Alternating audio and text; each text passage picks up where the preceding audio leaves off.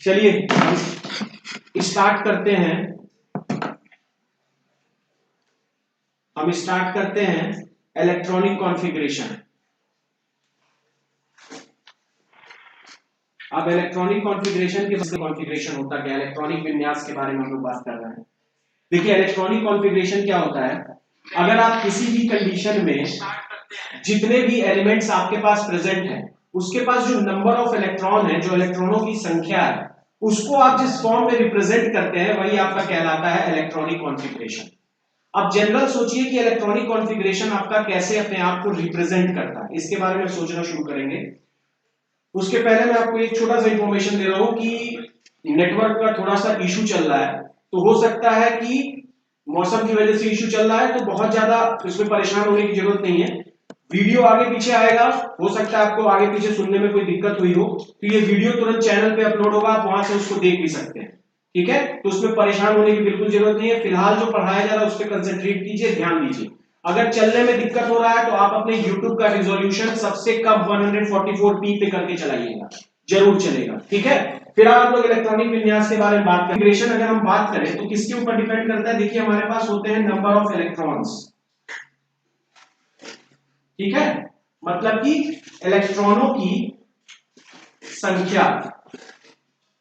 अब किसी भी एलिमेंट के ऊपर अगर हम बात करेंगे तो नंबर ऑफ इलेक्ट्रॉन्स जो उसके पास होते हैं, वो नंबर ऑफ इलेक्ट्रॉन्स रिप्रेजेंट होते हैं उसके एटॉमिक नंबर पे, मतलब परमाणु क्रमांक पे। आपके पास अगर सपोज कीजिए हमारे पास सोडियम प्रेजेंट है, तो सोडियम का हम लोग देखते हैं, जैसे मान लो हम लोग को लिखा रहता है यहाँ पे 11 लिखा रहता है, यहाँ पे 23 लिखा रहता है। ठीक है, अगर हम सोडियम के बारे में सोचें तो आप देखिए यहाँ क्या होता है, यहाँ सोडियम रहता है, यहाँ 11 रहता है, यहाँ 23 रहता है।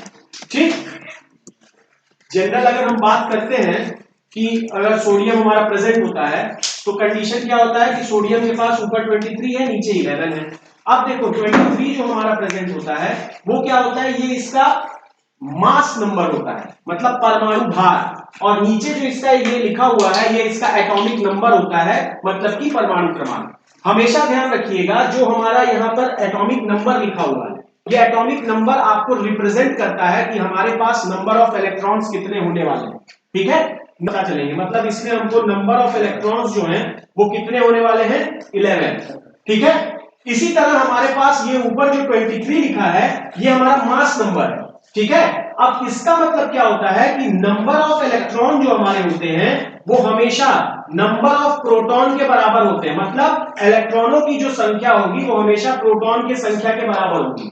तो इसका मतलब कंडीशन क्या हुआ कि अगर हमारे पास 11 इलेक्ट्रॉन है तो हमारे पास 11 प्रोटॉन भी होने चाहिए।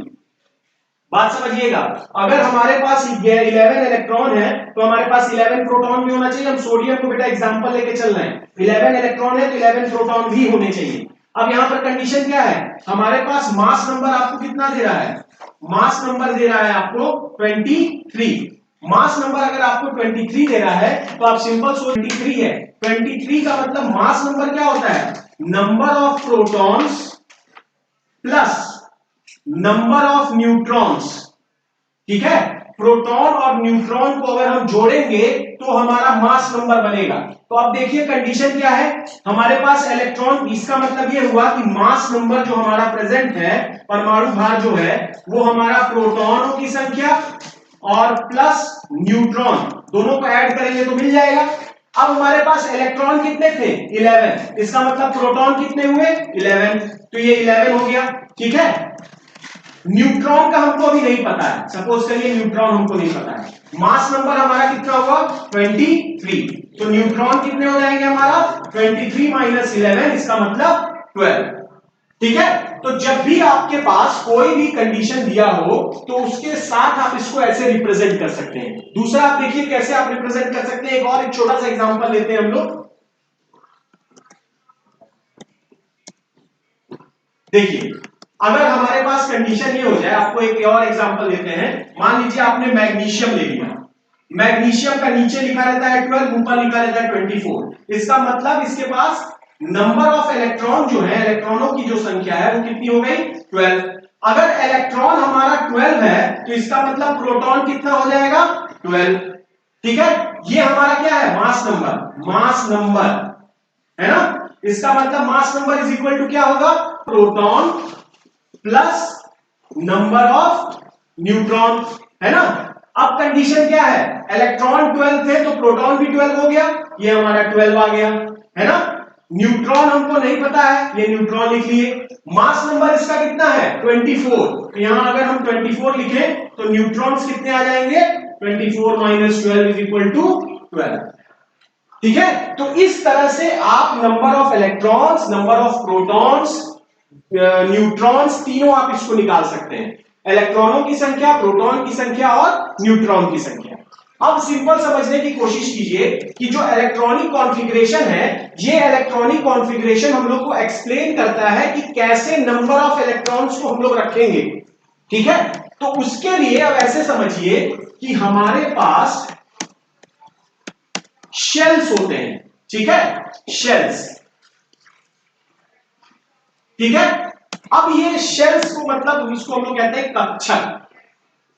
अब देखिए शेल्स का काम क्या होता है, जनरल अगर हम शेल्स के बारे में सोचें तो शेल्स के साथ कंडीशन क्या होता है, हमारे सेल्स शुरू होते हैं के एल एम, इस तरह से आपके शेल शुरू होंगे, ठीक है, एम एन इस तरह से आगे चलता है। अब बात यह आती है कि अगर हम इसको रिप्रेजेंट करने की कोशिश करें तो सेल्स हमारे इस तरह से प्रेजेंट होते हैं। देखिए यहां बीच में हमारा न्यूट्रॉन्स प्रेजेंट होगा और इसके चारों तरफ इस तरह से शेल्स रिप्रेजेंट होंगे, ठीक है। अब बीच में जो ये प्रेजेंट है ये हमारा है न्यूक्लियस, ठीक है। इसके बाद कंडीशन क्या हो रहा है, हमारे पास अलग अलग शेल हैं, तो सबसे अंदर वाला जो शेल होता है ये वाला, इसको हम लोग कहते हैं के। ये वाला जो दूसरा वाला होगा ये होगा एल, उसके बाद आएगा एम, इसके बाद आएगा एन, ये लगातार ऐसे चलता जाएगा के एल एम एन के फॉर्म में। अब बात ये आती है कि शेल जब हमारा प्रेजेंट था तो हमने एबीसीडी से शुरू नहीं किया, हमने केएलएमएन से शुरू किया है, ठीक है। अब बात ये आती है कि केएलएमएन से हमने शुरू क्यों किया है, ऐसा इसलिए हुआ है कि हमारे पास एक्चुअली होता क्या है, जो इलेक्ट्रॉन्स होते हैं वो इस प्रोटॉन, ये जो न्यूक्लियस है ना, इस न्यूक्लियस की तरफ मूव करके नॉकिंग करते हैं, नॉकिंग मतलब खटखटाते हैं, ठीक है। क्योंकि प्रोटॉन है पॉजिटिव चार्ज, इलेक्ट्रॉन है नेगेटिव चार्ज, दोनों एक तरफ के दूसरे की तरफ अट्रैक्ट होकर एक दूसरे को नॉकिंग करना चाहते हैं, ठीक है। उस नॉकिंग करने की वजह से, लड़ने की वजह से यहां पर इसको स्टार्ट किया गया है के से, K L M N and further M N O P, जितना आगे आप जा सकते हैं उतने इलेक्ट्रॉन्स आगे मूव कर सकते हैं, ठीक। अब जनरल हम सोचते हैं कि हमारे पास किस शेल में कौन से इलेक्ट्रॉन होंगे, ठीक है। तो किस शेल में कितने इलेक्ट्रॉन होंगे ये निकलता है फॉर्मूला 2n स्क्वायर से, फॉर्मूला नहीं भूलेंगे 2n स्क्वायर से, ठीक है, जहां पर n is position of the shell, कक्षक का स्थान, पोजीशन ऑफ। अब देखिए कंडीशन क्या होगा कि अगर हमारे पास k है इसका मतलब ये पहला शेल है, l है इसका मतलब ये दूसरा शेल है, m है इसका मतलब ये तीसरा शेल है, n है इसका मतलब ये चौथा सेल है। अब आप इसको रखना शुरू कीजिए, इसमें इसको हम थोड़ा सा यहां से मिटा रहे हैं।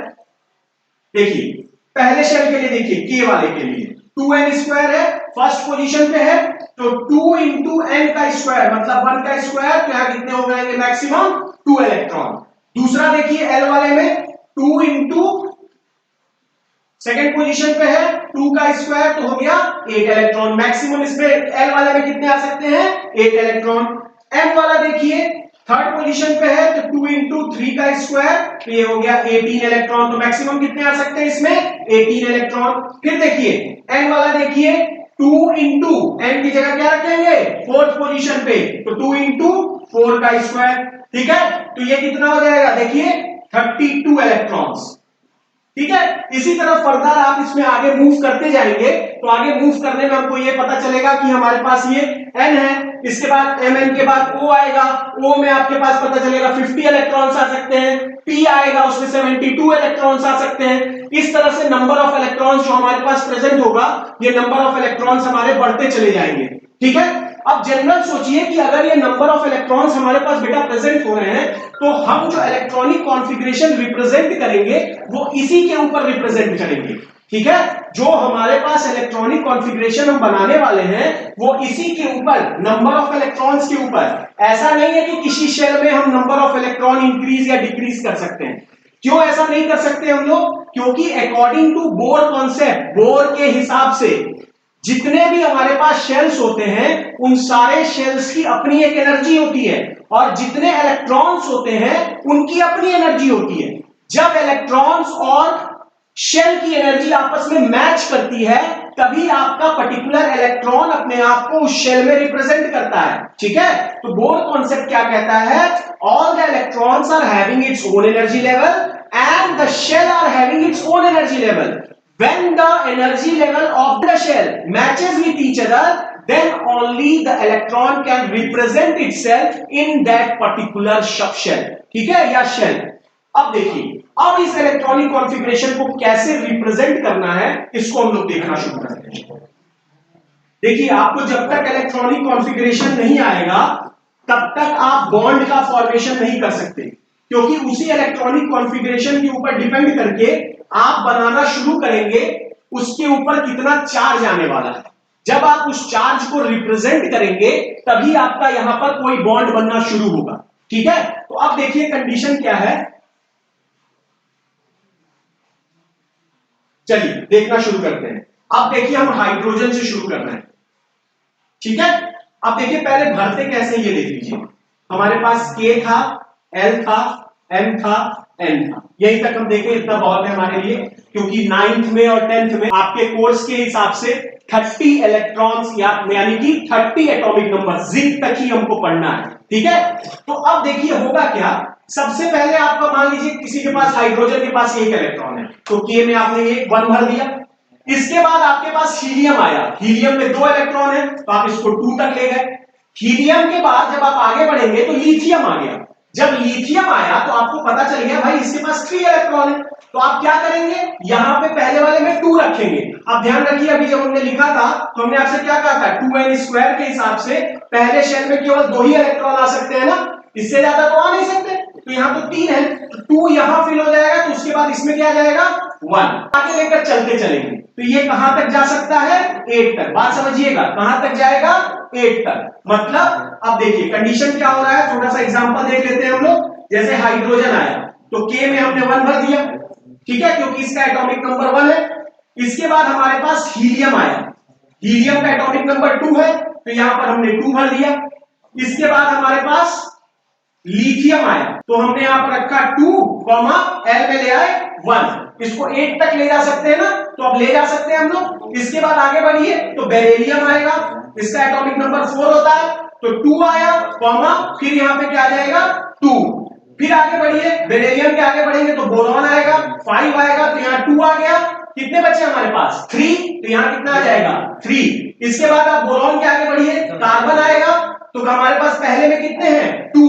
इसके बाद यहां पर कितने हैं 4 इलेक्ट्रॉन्स बच रहे हैं ना, देखो 2 हमने भर दिया, इसका एटॉमिक दिया, इसका मतलब हमारे पास 4 बचे, तो क्या हो जाएगा 4। इस तरह हम इसको आगे बढ़ाते लेते जाएंगे। अब देखिए कंडीशन क्या होगा, जब आप इसको आगे बढ़ाते हुए चलेंगे तो जब आपके पास, जब कंडीशन भी कि हम सिंपल अभी एलिमेंट्स को किनारे रख रहे हैं, अगर एटॉमिक नंबर 10 हो गया, ठीक है, तो आप K में 2 भर सकते हैं। K में कहां तक जाते हैं 2 तक, L में जाते हैं 8 तक, M में जाते हैं 18 तक, और N में जाते हैं 32 तक। ठीक, तो आपने क्या किया, 10 इलेक्ट्रॉन्स हमको भरने थे, तो 2 यहां पे भर दिया और 2 के बाद यहां पर 8 ले आए। ठीक है, इसके बाद कंडीशन ये हुआ कि हमारे पास 11 आ गया। जब 11 आ गया तो आप क्या करेंगे, यहां पे 2 लिखेंगे, इसके बाद यहां पर 8 लिखेंगे। कितना हुआ 2 और 8 10, 8 के ऊपर तो ये जा नहीं सकता, तो 2 और 8 10 जब हो जाएगा तो हम इसको आगे ले जाएंगे, तो 2 8 10 और 1 बच रहा है, तो यहां आ जाएगा 1। इसके बाद अगर मान लो 12 आ गया तो कंडीशन क्या होगा, यहां पर 2 आ गया, यहां पर 8 आ गया, 10 हुआ, इसके बाद क्या आ जाएगा यहां पे 2। ठीक है, इसी तरह हम इसको आगे बढ़ाते हुए लेकर चलते चलेंगे। ठीक है, 13 आ रहा है तो बेसिकली 13 में क्या हो जाएगा 2 8 3। ठीक है, तो इस तरह से हम इसको कॉन्टिन्यूअसली जो है आगे बढ़ाना शुरू करेंगे। ठीक, अब बेसिकली कंडीशन ये है कि अगर हम आगे बढ़ा रहे हैं तो आप देख रहे यहां देख रहे हैं नाइट्रोजन आ गया, इसके बाद आएगा ऑक्सीजन 8, 2 इलेक्ट्रॉन कितना बचा 6, तो यहां आ गया 6, ठीक है।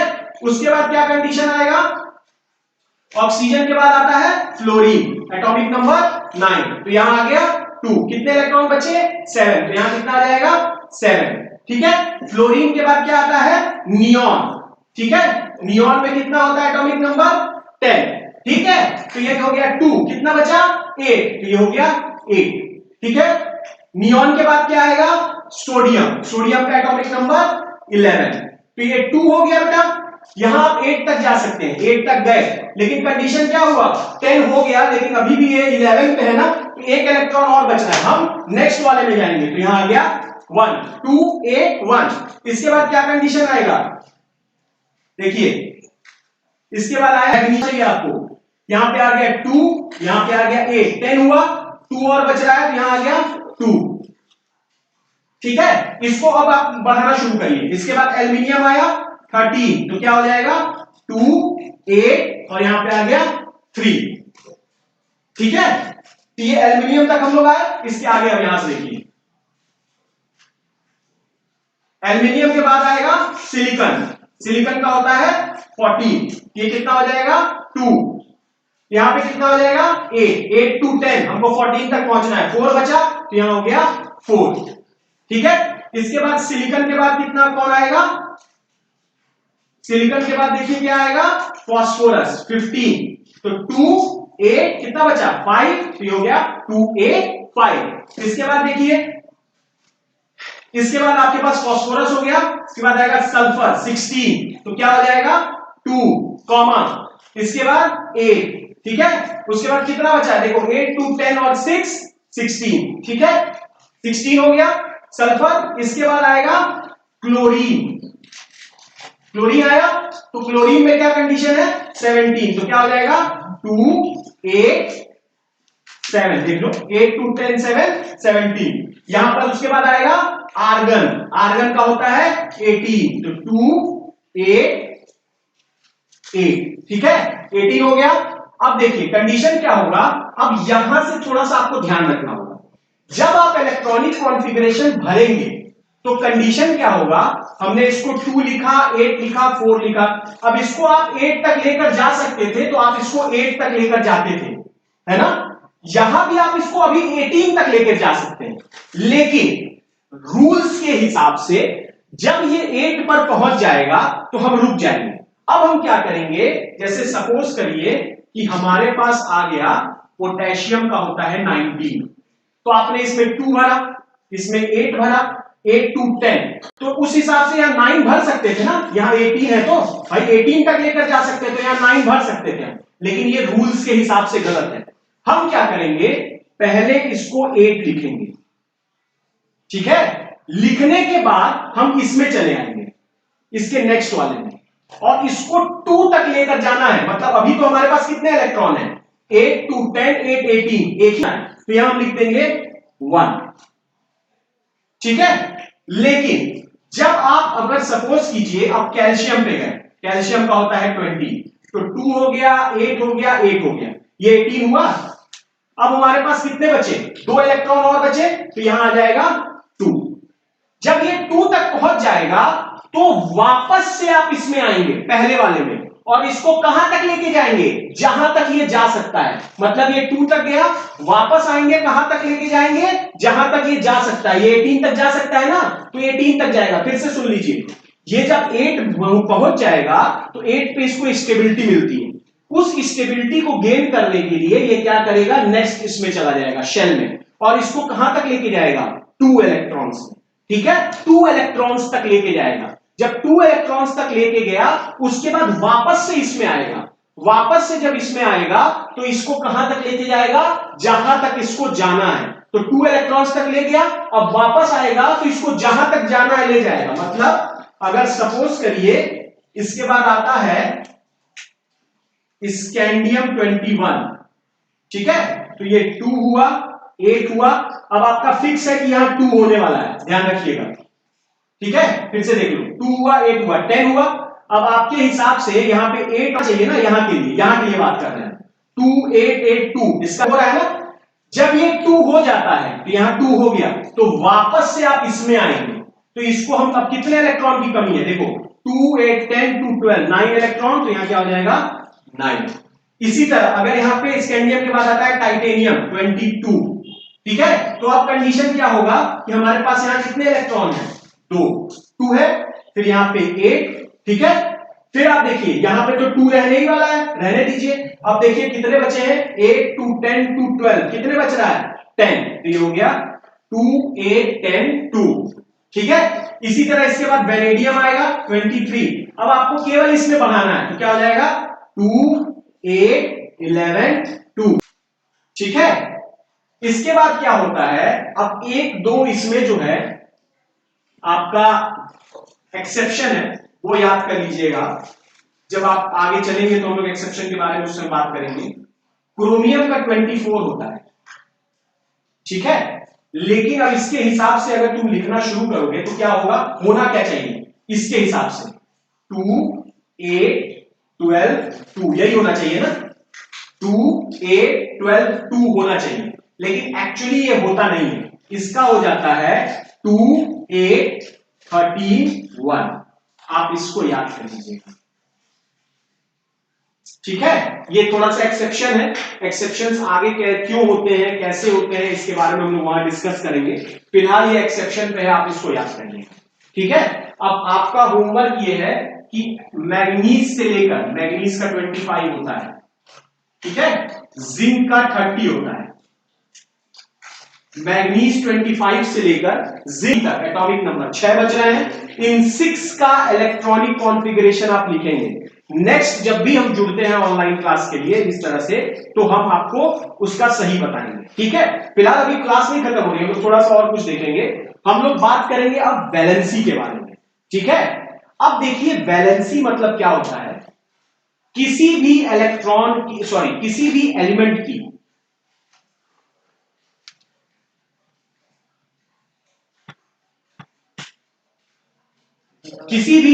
की अगर ये टेंडेंसी होती है कि किसी भी तरीके से सकता है या कितने इलेक्ट्रॉन को शेयरिंग में भेज सकता है, यही उसकी टेंडेंसी होती है बॉन्ड फॉर्मेशन की, और यही होती है उसकी वैलेंसी, ठीक है। अब देखिए वैलेंसी आप कैसे निकालेंगे, अगर आपके पास जो नंबर ऑफ इलेक्ट्रॉन्स प्रेजेंट हैं, तो नंबर ऑफ इलेक्ट्रॉन्स में कंडीशन ये होगा, उस लास्ट सेल में जो नंबर ऑफ इलेक्ट्रॉन्स प्रेजेंट होंगे उसी के ऊपर आप वैलेंसी निकालना शुरू करेंगे। कैसे निकलेगा, जैसे सपोज कीजिए हम लोग सोडियम के बारे में डिस्कस कर रहे हैं, सोडियम हो गया मैग्नीशियम हो गया, किसी के बारे में आप डिस्कस करिए, जैसे सपोज कीजिए हमारे पास सोडियम, ठीक है, हम पूरा एक ग्रुप और पीरियड में एक पूरा पीरियड ऑप्ट करते हैं। देखिए हमारे पास सोडियम है, एटॉमिक नंबर 11, इलेक्ट्रॉनिक कॉन्फ़िगरेशन 281, ठीक। सोडियम के बाद हमारे पास मैग्नीशियम है, एटॉमिक नंबर 12, इलेक्ट्रॉनिक कॉन्फ़िगरेशन 282, ठीक है। एल्युमिनियम है इसके बाद 13, इलेक्ट्रॉनिक कॉन्फ़िगरेशन 283, ठीक है। उसके बाद हमारे पास क्या आएगा, सिलिकॉन, ठीक है, 14, इलेक्ट्रॉनिक कॉन्फ़िगरेशन 284।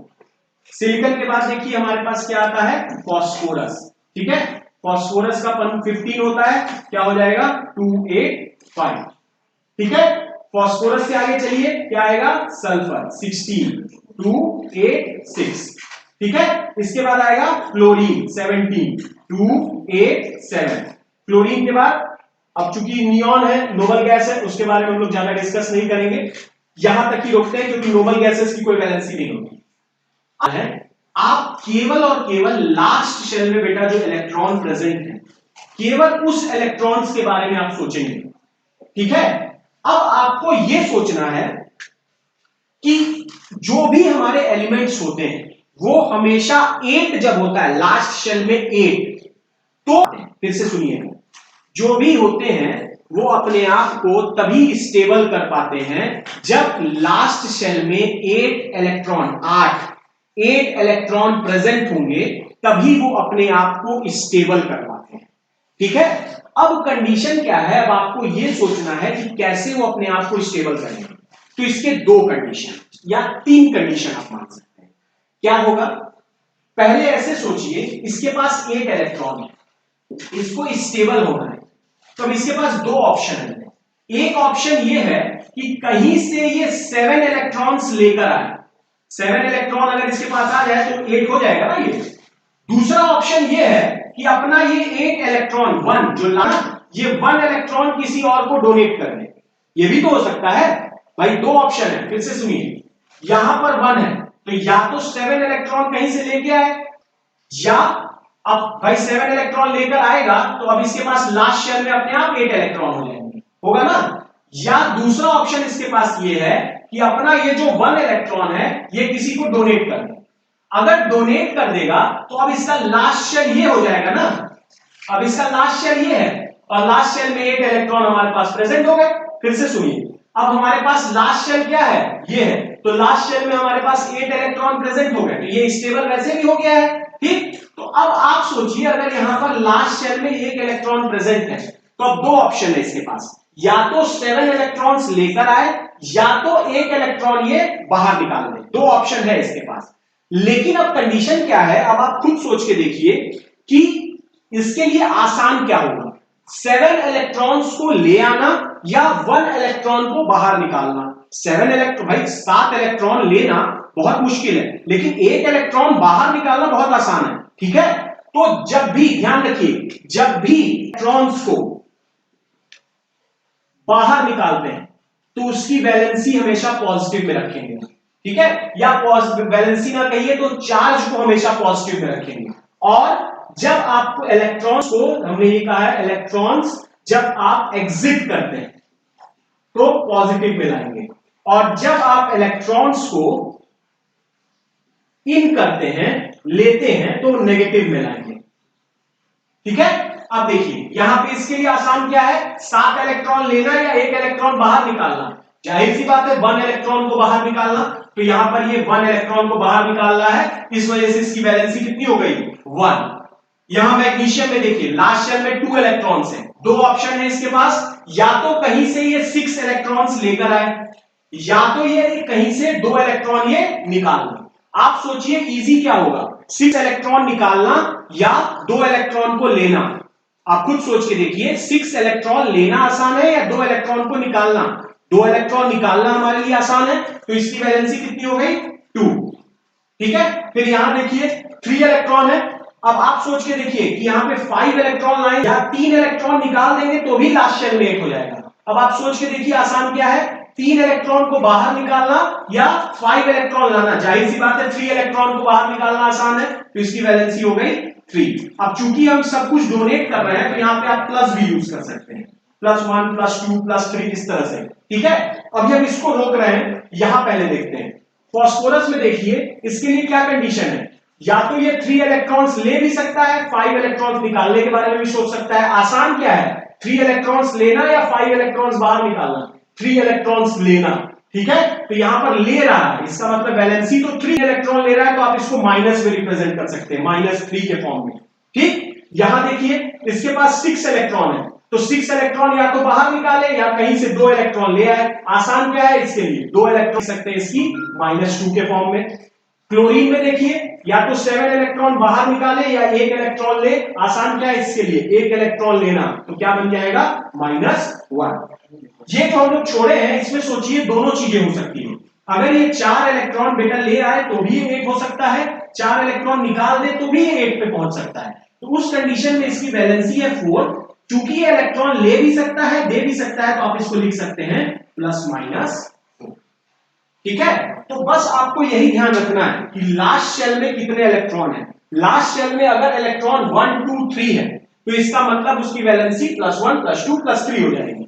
लास्ट शेल में अगर वैलेंसी, अगर लास्ट शेल में इलेक्ट्रॉन 4 है तो ±4 लिखेंगे, लास्ट शेल में 5 है तो -3, लास्ट शेल में 6 है तो -2, लास्ट शेल में 7 है तो -1, ठीक है। इस तरह से आप अपने इलेक्ट्रॉन्स के ऊपर डिपेंड करके किसी भी चीज को रिप्रेजेंट कर सकते हैं, और यही इलेक्ट्रॉन्स जो आपके प्रेजेंट होंगे यही बनाते हैं चार्ज। और जब ये चार्ज बनाते हैं तो इसी के ऊपर डिपेंड करके हमारा बॉन्ड का फॉर्मेशन होता है।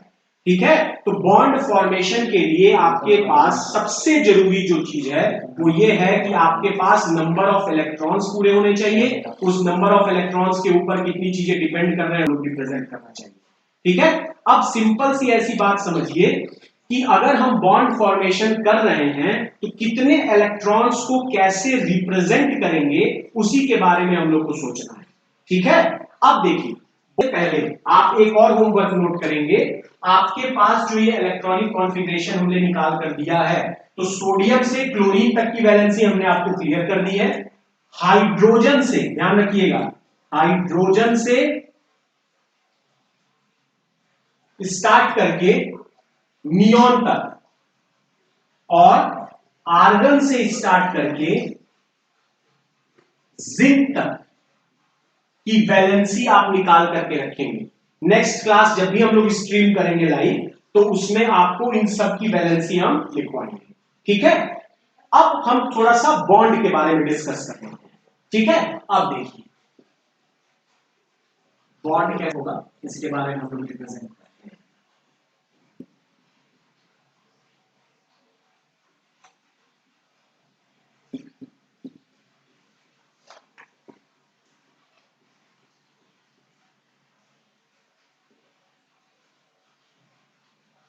चलिए अब देखिए बॉन्ड्स अगर हम बात करेंगे तो बॉन्ड्स हमारे बेसिकली जो है जो आपको पढ़ना है वो टू टाइप्स के, आयनिक बॉन्ड और दूसरा आता है कोवैलेंट बॉन्ड। ठीक है, बात समझिए, ionic bond and covalent bond. Ionic bond को कहीं कहीं हो सकता है आपके बुक्स में इलेक्ट्रोवैलेंट बॉन्ड भी लिखा हो, हिंदी में तो आयनिक बॉन्ड ही लिखा होगा, लेकिन इंग्लिश में कहीं कहीं आपको इलेक्ट्रोवैलेंट बॉन्ड लिखा हुआ मिल सकता है, उसमें कंफ्यूज होने की जरूरत नहीं है। ये आयनिक बॉन्ड वगैरह आपको आगे काम आएगा। आप अगर 10th में है तो 10th में भी यूजफुल है, 11th में भी काम आएगा क्योंकि वापस से टॉपिक्स रिपीट होते हैं। 9th में है तो 9th की तो ये टॉपिक ही है, 10th और 11th 12th सब में आपको ये यूज होने वाला है। ठीक है। इसी तरह जो कोवैलेंट बॉन्ड होता है, ये कोवैलेंट बॉन्ड 3 टाइप्स के होते हैं। ठीक है, single bond, double bond and triple bond. ठीक है, single bond, double bond and triple bond. अब सिंपल समझने की कोशिश कीजिए कि अब सिंगल, डबल और ट्रिपल बॉन्ड जो हमारे पास प्रेजेंट है हम कैसे उसको रिप्रेजेंट करेंगे, कैसे इसके बारे में बात करेंगे। पहले इस बॉन्ड्स के बारे में सुन लीजिए तब रिप्रेजेंटेशन पे हम बात करेंगे। देखिए जो हमारे पास आयनिक बॉन्ड होता है, आयनिक बंध जो होते हैं, क्या कहता है ये, the bond which is been form due to the donation और acceptance of electron is known as ionic bond और इलेक्ट्रोवैलेंट बॉन्ड। ऐसे बंध जो किसी भी प्रकार से इलेक्ट्रॉन के देने की वजह से या इलेक्ट्रॉन लेने की वजह से बन रहे हो उन्हें हम कहते हैं आयनिक बॉन्ड। अब आयनिक बॉन्ड जितने भी आपके बन रहे होते हैं वो किसी भी तरीके से ऐसे बन रहे होंगे जहां पे किसी न किसी तरीके से इलेक्ट्रॉन या तो डोनेट हुए होंगे या तो इलेक्ट्रॉन एक्सेप्ट हुए। ठीक है, आपको बस इतना ध्यान रखना है जब वो सिंगल इलेक्ट्रॉन शेयर हो रहा होगा तो वो सिंगल बॉन्ड बनाएगा, अगर 2 इलेक्ट्रॉन शेयर हो रहे होंगे तो डबल बॉन्ड बनाएगा, अगर 3 इलेक्ट्रॉन शेयर हो रहे होंगे तो ट्रिपल बॉन्ड बनाएगा। ठीक है, इस चीज का ध्यान रखिएगा, 1 इलेक्ट्रॉन शेयर होगा तो सिंगल बॉन्ड, 2 इलेक्ट्रॉन शेयर होंगे तो डबल इलेक्ट्रॉन शेयर होंगे तो ट्रिपल बॉन्ड का फॉर्मेशन होगा। ठीक है, अब आप आगे देखिए कोवैलेंट बॉन्ड के बारे में हम लोग बाद में डिस्कस करेंगे, पहले हम लोग डिस्कस करते हैं अपने आयनिक बॉन्ड के बारे में।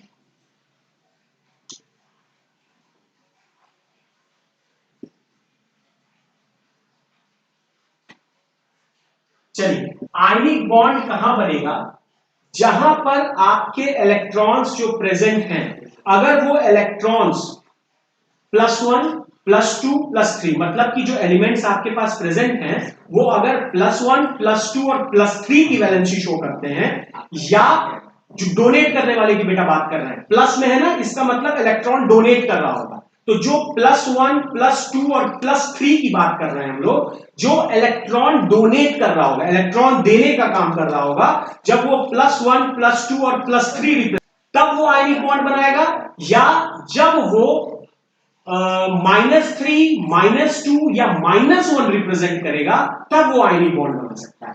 माइनस वाले में कोई जरूरी नहीं है कि हमेशा आयनिक बॉन्ड बने, उस समय कोवैलेंट बॉन्ड भी बन सकता है। लेकिन जब positive is there then there is the condition to form only ionic bond. जब पॉजिटिव होगा तो हर हाल में वो आयनिक बॉन्ड ही बनाएगा और कुछ नहीं बना सकता। ठीक है, तो बेसिक कंडीशन हमारे पास क्या है कि आयनिक बॉन्ड का फॉर्मेशन तभी हो सकता है जब आपके पास कोई पॉजिटिव चार्ज का एलिमेंट आपके पास प्रेजेंट है। अब देखिए, पॉजिटिव चार्ज के आपके पास एलिमेंट बहुत सारे थे, हम कुछ एग्जांपल ले ले रहे हैं। जैसे सोडियम था हमारा, इसके इलेक्ट्रॉनिक कॉन्फ़िगरेशन 281 आ रहा था, तो यहां पे 1 हो गया, तो इसका वैलेंसी 1 आ रहा था। प्लस में मैग्नीशियम था, इसका 282 आ रहा था, याद करिए 12 था तो ये +2 बन रहा था। ठीक है, अब आपको देखना है कि कैसे आप बॉन्ड का फॉर्मेशन करेंगे। तो बॉन्ड का फॉर्मेशन, मान लीजिए सोडियम, हमने कहा NaCl बनाना है हमको, मतलब कि सोडियम क्लोराइड, जो कॉमन सॉल्ट हम यूज करते हैं ना घरों में, ये टेबल सॉल्ट वही है, ये सोडियम क्लोराइड। अब ये कैसे बनेगा, जैसे मान लीजिए हमारे पास सोडियम है और क्लोरीन है।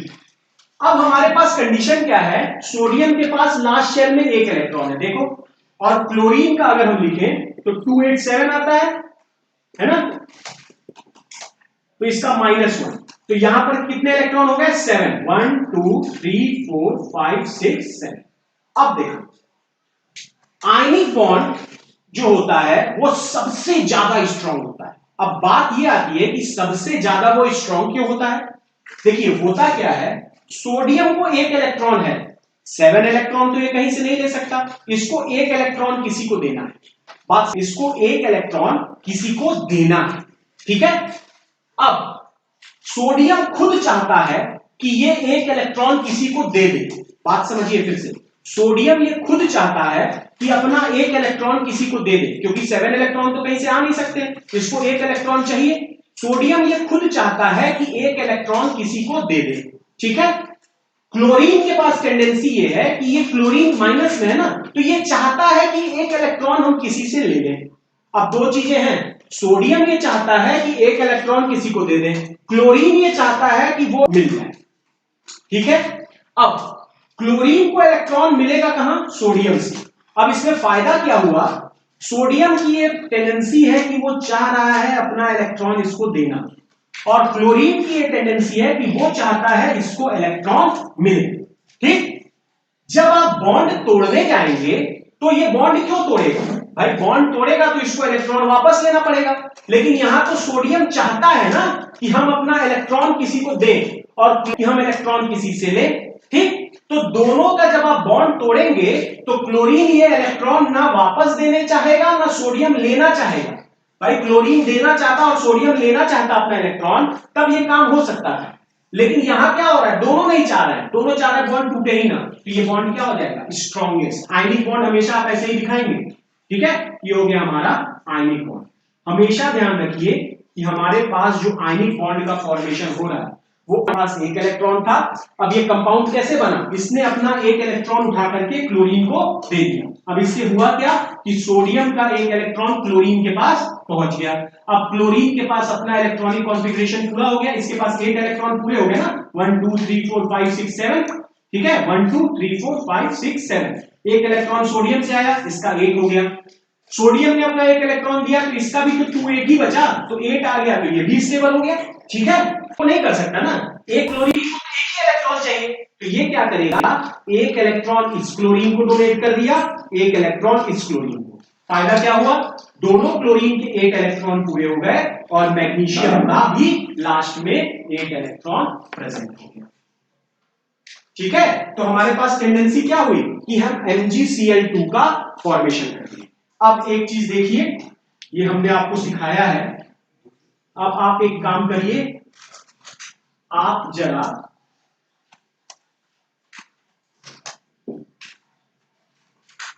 एक और आप एग्जांपल देख लीजिए। जैसे सपोज कीजिए हमने कैल्शियम ऑक्साइड बनाया। ठीक है, कैल्शियम का इलेक्ट्रॉनिक कॉन्फ़िगरेशन लिखिए, 282 आता है ना, यहां पे कैल्शियम क्या है, 20 होता है, ऑक्सीजन का 8 होता है, तो 26 आ गया। ठीक है, कैल्शियम के पास लास्ट शेल में कितने हो गए, 2 इलेक्ट्रॉन, ऑक्सीजन के पास कितने हो गए, 6 इलेक्ट्रॉन।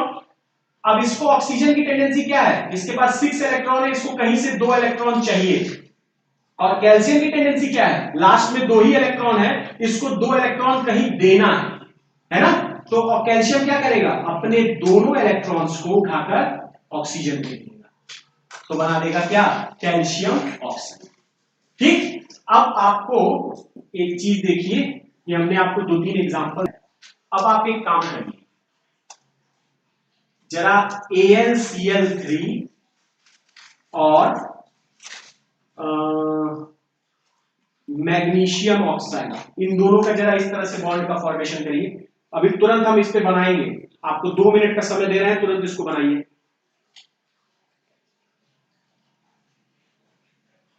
दो मिनट का समय है आपके पास बेटा, तुरंत इसको बनाइए, फिर तुरंत इसको बनाकर हम आपको तुरंत इसको बनाइए।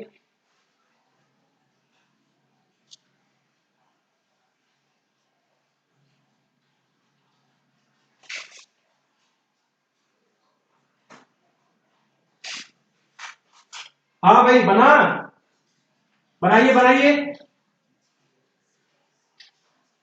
बनाइए इसको।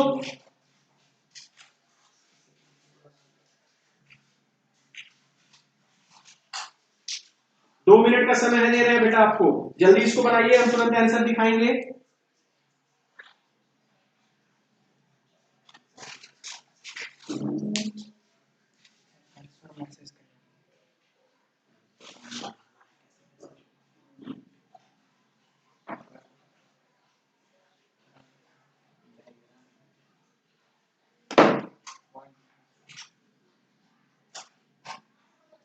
जिसका हो जा रहा है वो मैसेज कमेंट बॉक्स में डालेगा। Okay done sir, okay done sir करके आप कमेंट बॉक्स में कमेंट करिए।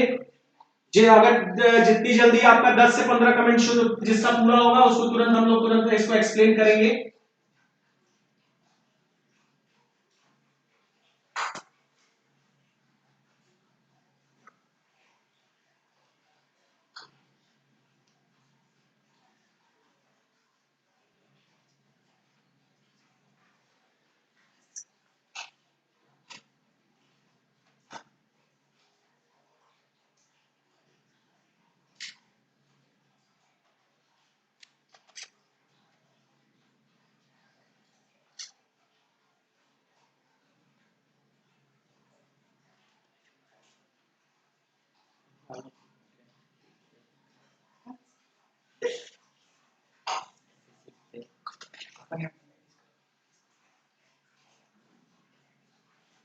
चलिए देखिए AlCl3 का देखिए कैसे हो रहा है। एल्युमिनियम के पास, या एल्युमिनियम का यहां देखिए इलेक्ट्रॉनिक कॉन्फ़िगरेशन लिखते हैं 283, क्लोरीन का क्या हो जाएगा 287। हमने आपसे क्या कहा है, जब किसी के पास लास्ट शेल में 3 इलेक्ट्रॉन तक रहेगा तो आप उसको डोनेट करेंगे। इसका मतलब क्लोरीन है ना, क्लोरीन की वैलेंसी कितनी होती है -1, तो इसका मतलब 3 क्लोरीन है मेरे पास। ठीक है, हर क्लोरीन के पास 7 इलेक्ट्रॉन है। देखिए हर क्लोरीन के पास 7 इलेक्ट्रॉन, ठीक, एक इलेक्ट्रॉन दे दीजिए इस क्लोरीन को, एक इलेक्ट्रॉन इस क्लोरीन को, एक इलेक्ट्रॉन इस क्लोरीन को। ठीक है, तो हमारे पास क्या हो गए 7, 8 इलेक्ट्रॉन सबके पास हो गए, और एल्युमिनियम ने 3 इलेक्ट्रॉन दे दिया तो ये भी स्टेबल हो गया। MgO देखिए, मैग्नीशियम का इलेक्ट्रॉनिक कॉन्फ़िगरेशन कितना होता है 2A2, ऑक्सीजन का कितना होता है 2,6। ठीक है, ऑक्सीजन है 1 2 3 4 5 6, मैग्नीशियम के 2 इलेक्ट्रॉन, दोनों उठाकर किसको दे देंगे। ठीक है, तो इस तरह से आप इसका बॉन्ड फॉर्मेशन देख सकते हैं। ठीक, ये आयनिक बॉन्ड था।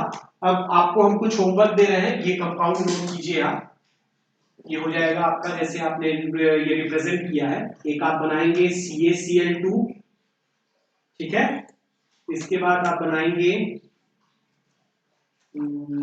HC, नहीं HCl आप अभी नहीं बना पाएंगे, NaH बना लीजिए, NaCl बना लीजिएगा एक बार फिर से। ठीक है, इसके बाद आप MgO बनाइए, MgCl2 बना लिए, CaCl2 बना लिए, KCl बनाइएगा, पोटेशियम क्लोराइड। ठीक है, ये 3 कंपाउंड जो है इनका आप इस तरह से ड्रॉ करेंगे। ठीक, नेक्स्ट लाइव स्ट्रीमिंग क्लास जब भी आपकी आएगी तो आपको जो है इसके बारे में बताया जाएगा। 10 मिनट बाद ट्रांसफर हो रहा है जिसमें आपको मैथ्स के बारे में, मैथ्स का टॉपिक चलेगा, ठीक है, लीनियर इक्वेशन इन 2 वेरिएबल्स। तो आपको 10 मिनट के अंदर नया लिंक मिलेगा, आप उस लिंक पर क्लिक करके अटैच हो जाइएगा। Thanks for watching.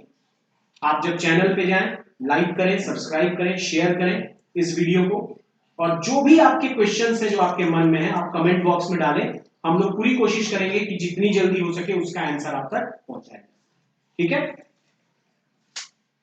बाकी आपको जल्द से जल्द इसका लिंक मिल जाएगा, ठीक है। Thanks for watching.